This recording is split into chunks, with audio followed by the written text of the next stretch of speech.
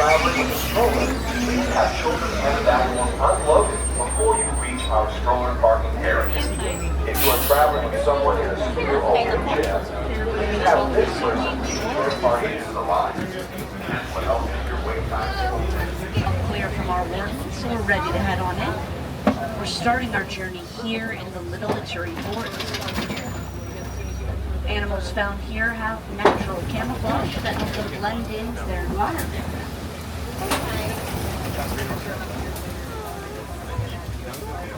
Now we have quite a few around us. Starting here on the left is an antelope species with that darker orange coat, known as the bongo. The bongo gets the nickname ghost in the forest for the rarity of their sightings in the wild. Off on the right, a bit closer to us on our side of the watering hole, is the greater kudu with that lighter tan coat, another antelope species. They reach 55 inches at the shoulder, and they're one of the taller antelope species in the forest. Behind them, across the watering hole and up the hill ways, is an okapi a little ways back there. The okapi, due to the striping found on its lower legs, is thought to be related to the zebra. However, they're actually one of the closest living relatives to the giraffe, something best seen in their head shape. Many of the animals found here in the Little Ituri Forest, they tend to be much smaller and more compact than their savanna counterparts. This is so they can run and break through a lot of the dense vegetation here without getting caught in it. The black rhino there to the left-hand side is no exception to this rule. Now, while they weigh 3,000 pounds and can charge at 30 miles an hour, they are one of 5 different rhino species in the world, and they tend to be on the smaller side of the rhino family.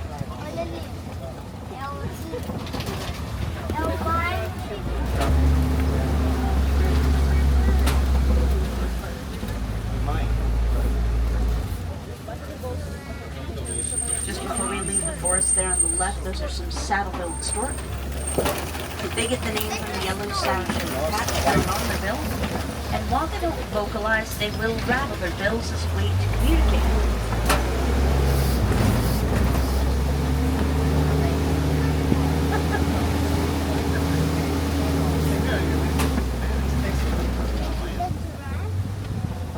Leaving the Little Ituri Forest behind us, though, we're going to make our way down to the Sambi River up ahead. In the first portion of the Sambi River off to the right-hand side are some pink-backed pelicans up on the islands and shoreline. Now, they get the name pink-backed pelican from the pinkish coloration they have during mating season, and they're colonial nesters, meaning they'll nest in groups of up to about 500 individuals. On the left, as the river continues along, there are some hippos, especially just behind the island there.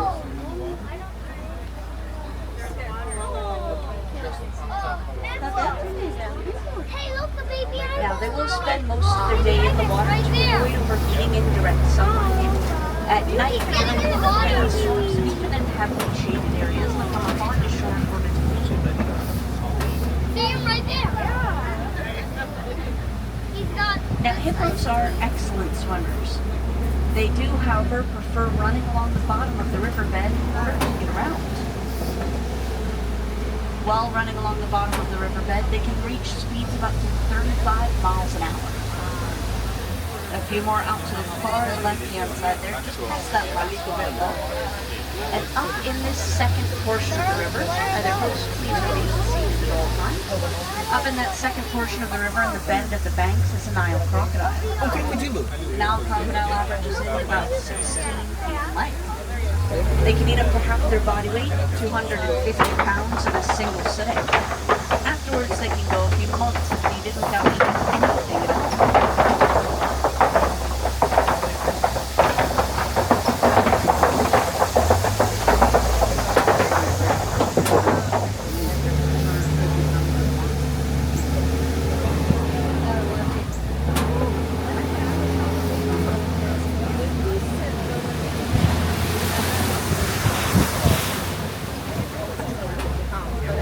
Headed away from the Sambi River, we're going to make our way toward the savannah. As we do, the vegetation here on either side of the truck will start to change. A good example of this change is the baobab tree. We up there on the right hand side. Oh my god. It's also known as the upside down tree for the fact that they go leafless up to 9 months out of the year.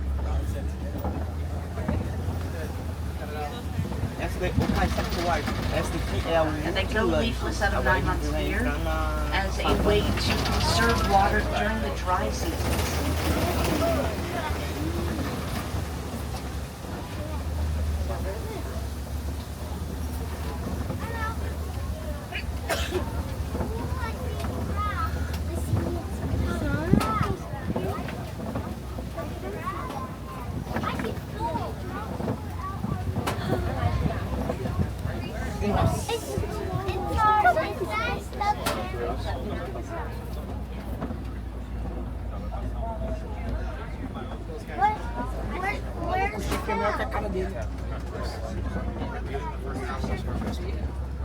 Tira a foto dele, que isso daí é para zoar amigo. And we are passing by a number of different grazing species here to the right. The first is the Ankole cattle, also known as the Watusi cattle for the tribe that originally domesticated them. They're one of the few domesticated species on the reserve. Behind them a little bit farther out into the trees is the Maasai giraffe. Now, Maasai giraffe, they are born at 6 feet tall. They'll reach 18 to 20 feet when fully grown. They also have an 18-inch prehensile tongue that they use to strip the leaves off of the branches around them. Off on the left, a little ways up toward this fallen log here at the top of the hill, that's an African painted dog. They get the name from the ink blot-like colorations found on their coats. They're also extremely social mammals, coming together in groups as large as 30.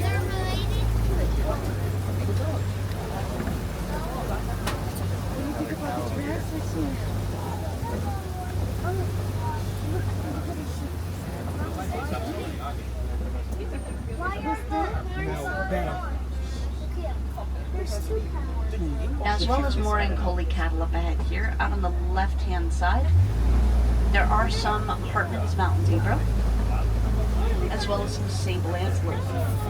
The Hartman's mountain zebra, we can tell individuals apart based entirely on the coats, as each pattern is unique to the individual, a lot like a human fingerprint. The sable antelope, they serve as the symbol of the Harambe Reserve. They're also seen as a symbol of bravery, as they tend to face many of the challenges out here on the reserve head-on, whereas other antelope species turn and run using their speed as their form of defense. Because of this, they're not too often bothered by many of the animals here. Now, various charities and conservation funds help to support projects that support giraffe populations across Africa. They'll also support the groups that implement conservation tactics for the giraffe. And these groups are known as the Twiga Walinzi, or the Giraffe Guard.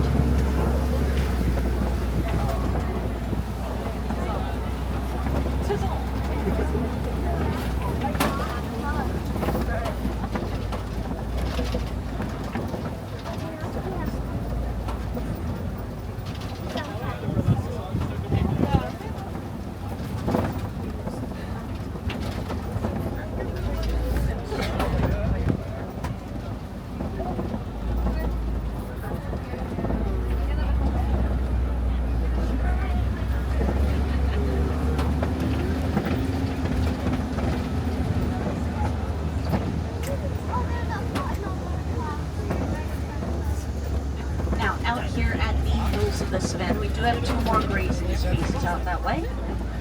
The first is the springbuck, this smaller species of antelope next to us.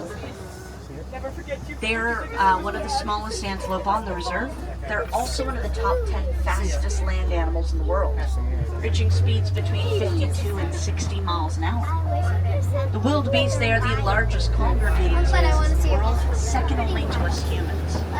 Now congregating groups of up to 1,000. 1.5 million of the wildebeest will migrate across Africa every year. Oftentimes, the Hartman's mountain zebra and other zebra species will join the wildebeest while they're migrating.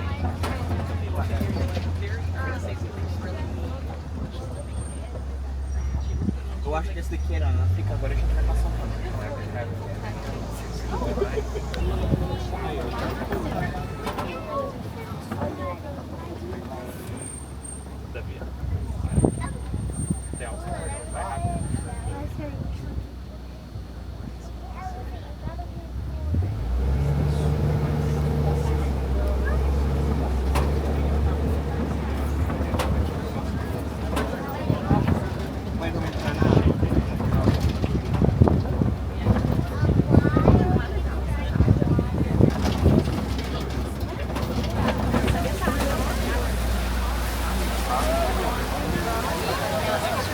On that left-hand side, these are some greater flamingo.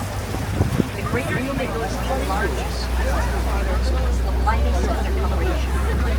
They get the coloration mainly from the diet, which consists of algae and small microorganisms that they'll filter out of the water around them using a special plate on the inside upper portion of their beaks.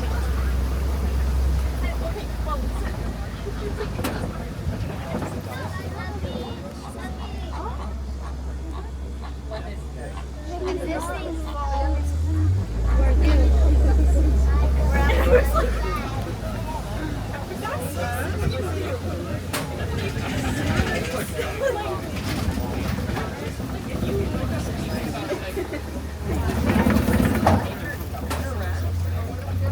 As we make our way back into the savannah, though, off on the left, out toward the other end of the field, are some white rhino. Whereas the black rhino we caught a glimpse of in the Little Missouri forest weighs 3,000 pounds and can charge at 30 miles an hour, a white rhino can weigh 5,000 pounds and charge at 35 miles an hour. Now, the white rhino in particular actually gets its name from the English word white, which means wide, not white, in relation to the shape of their lips, which are wide and flat. Now, this is a difference they have from the black rhino, whose lips come down to a point, based on which use differing diets and habitats. One thing they both have in common, though, is that they have very poor eyesight. They can't really start to see something until it's within about 10 feet of them. Outside of that 10-foot range, they're relying on their sense of smell and their hearing to figure out what's going on.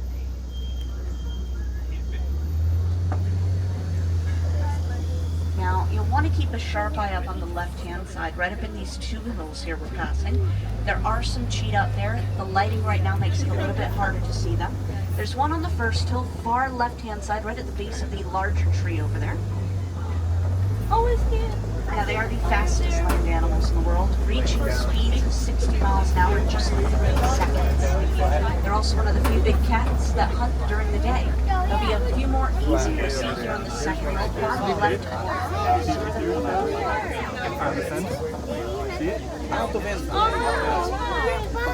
Now, when they're running around at full speed, they use their tails like a rudder, allowing them to make extremely sharp and precise turns without losing their footing and maintaining their speed and momentum.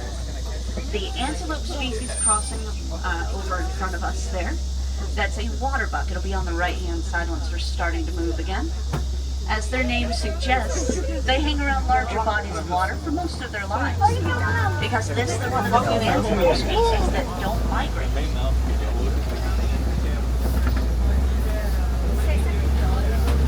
The structure over to the left-hand side as we continue along is known as a kopie. Kopies are collection of rocks that jut out from the savanna.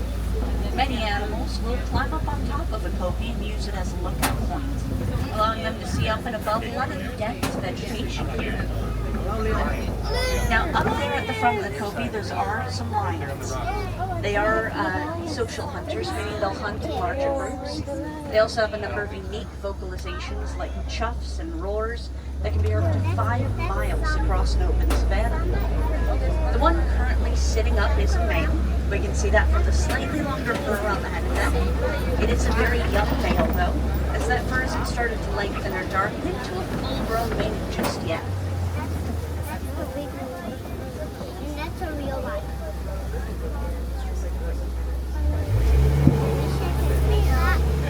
Lion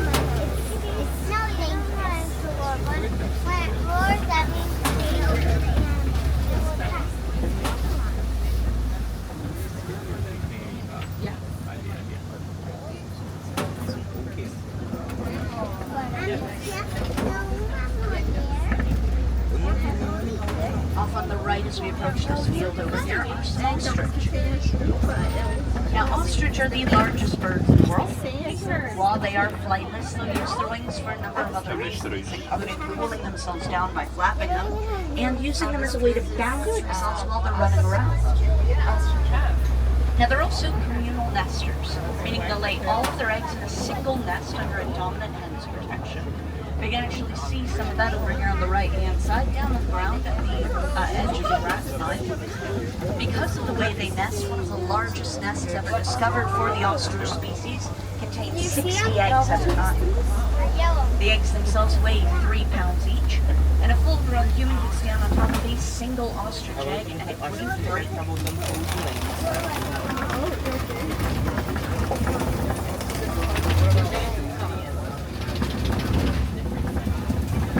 With the savannah behind us, we're going to be passing by one of the warden's posts up ahead.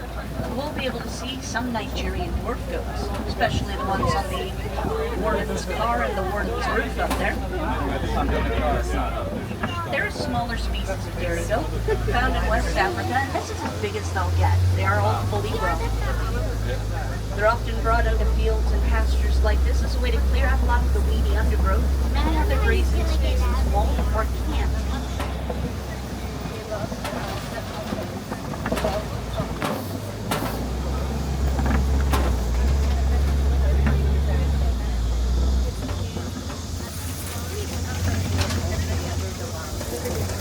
We have seen many animals out on the reserve today. Many of them, though, are critically endangered. Here at the Harambe Wildlife Reserve, we hope to protect the animals and their environments for future generations. Anyone can help with protecting animals and their environments worldwide, and small actions every day can have big changes on the natural world around us. Something as simple as recycling or even just learning about the animals, like here on the safari, and being able to spread awareness for these animals later on can have huge and beneficial impacts on the future conservation.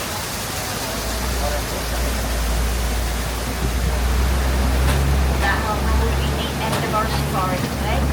So I'll be dropping off just up ahead of the first warden's post. As we approach the warden's post, take this moment to take a quick look around. Make sure you have all your personal belongings with you, because it's a long trek back after anything they left behind. For any Wilderness Explorer Scouts on board, you've been riding aboard the Simba 1.